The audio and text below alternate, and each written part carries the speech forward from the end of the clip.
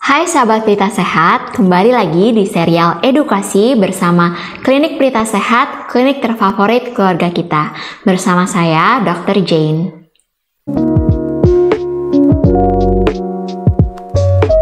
Hari ini kita akan bahas topik yang menarik nih, terkhusus karena lagi banyak penyakitnya, terutama di musim penghujan ini, yaitu infeksi saluran pernafasan akut atau yang disingkat ISPA. Yuk simak videonya. ISPA atau infeksi saluran pernafasan akut adalah infeksi yang terjadi di saluran pernafasan. Bisa dari hidung, tenggorokan, sampai ke paru-paru. Nah, ISPA ini secara garis besar bisa disebabkan karena infeksi virus ataupun infeksi bakteri. Sebenarnya ISPA itu bukan penyakit yang mematikan, tapi kalau ISPA ini menyerang anak-anak, lansia, atau kelompok populasi dengan sistem imun yang rendah, maka ISPA ini perlu diperhatikan.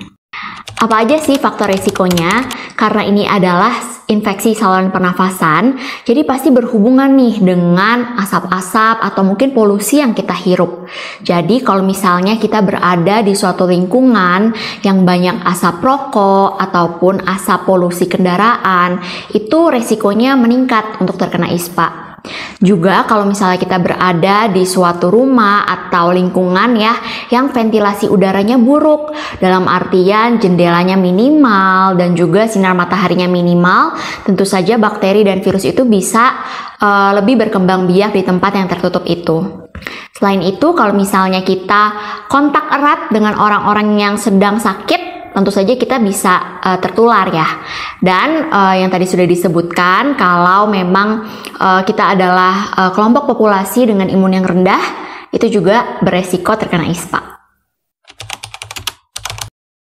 Penyebabnya itu bisa bakteri ataupun virus. Kalau virus mungkin yang teman-teman sering dengar itu virus influenza. Nah, itu bisa menyebabkan flu.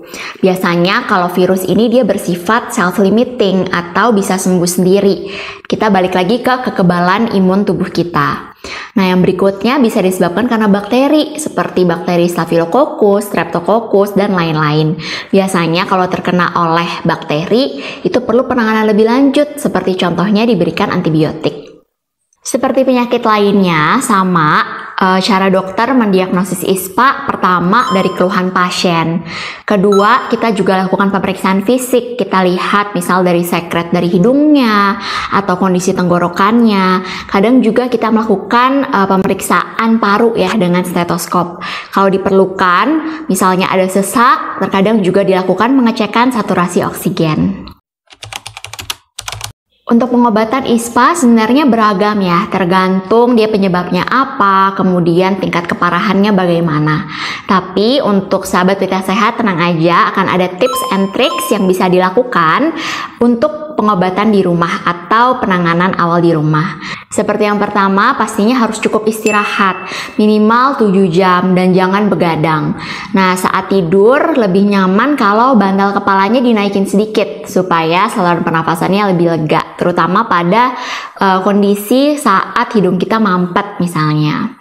Kemudian cukupi asupan cairan minimal 8 gelas per hari. Hindari dulu minuman-minuman seperti es atau minuman-minuman manis gitu ya. Perbanyak minum air putih atau air hangat yang boleh dicampur dengan rebusan jahe atau lemon untuk meredakan gejala sakit tenggorokan.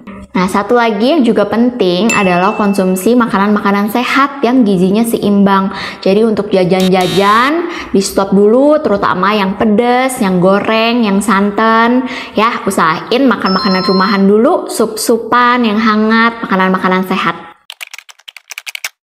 Nah, untuk mencegahnya tentu ada juga nih tips and tricksnya. Selain yang tadi sudah disebutkan ya, untuk istirahat yang cukup, makan makanan bergizi, dan juga minum yang cukup, tentunya kita juga bisa olahraga. Ya, olahraga ini memelihara sistem imun kita dan membuat penyembuhannya lebih cepat. Tapi tentu balik lagi ya ke kondisi teman-teman semua. Kalau misalnya memang dirasa perlu istirahat dulu, maka istirahat dulu. Nanti begitu udah agak segeran, boleh berjemur misalnya atau olahraga-olahraga ringan.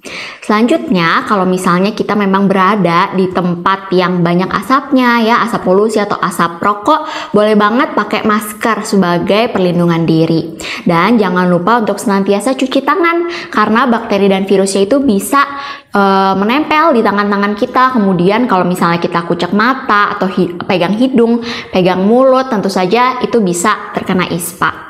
Kemudian bisa juga diperhatikan untuk ventilasi lingkungan sekitar kita. Jadi buka jendela di pagi hari atau buka pintu ya, supaya ada regulasi udara dan sinar matahari masuk supaya lingkungan kita bersih. Dan terakhir bisa juga nih sahabat Pita Sehat melakukan vaksinasi. Biasanya vaksinasi influenza atau pneumonia. Ini untuk mencegah terkena ISPA, atau kalau terkena pun gejalanya nggak terlalu parah. Untuk gejala ISPA sendiri itu beragam, tergantung siapa yang kena dan apa penyebabnya, dan juga bagaimana sistem imun orang tersebut. Gejala umum yang ditemuin ya paling batuk ya, pilek, kemudian sakit tenggorokan. Nah, batuknya ini bisa berdahak ataupun kering. Dari dahaknya juga macam-macam dari warnanya, bisa bening atau putih atau bahkan sampai kuning kehijauan. Kadang juga bisa ada gejala meriang-meriang atau bahkan sampai demam. Pada kasus yang lebih parah, kadang bisa menyebabkan sesak.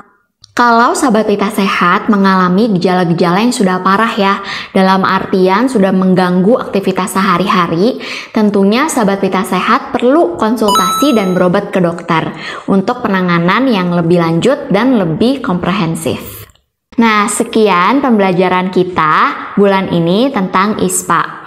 Semoga sahabat Pita Sehat bisa lebih aware dan menjaga kesehatan sahabat Pita Sehat, keluarga, dan juga teman-teman agar terhindar dari ISPA di musim penghujan ini. Kalau sahabat Pita Sehat mengalami gejala-gejala yang cukup parah, jangan ragu untuk konsultasi dan langsung berobat ke klinik Pita Sehat, klinik terfavorit keluarga kita. Jangan lupa juga untuk like, komen, dan subscribe ke channel YouTube Klinik Pita Sehat supaya nggak ketinggalan video edukasi menarik lainnya. Saya Dr. Jane, sampai jumpa!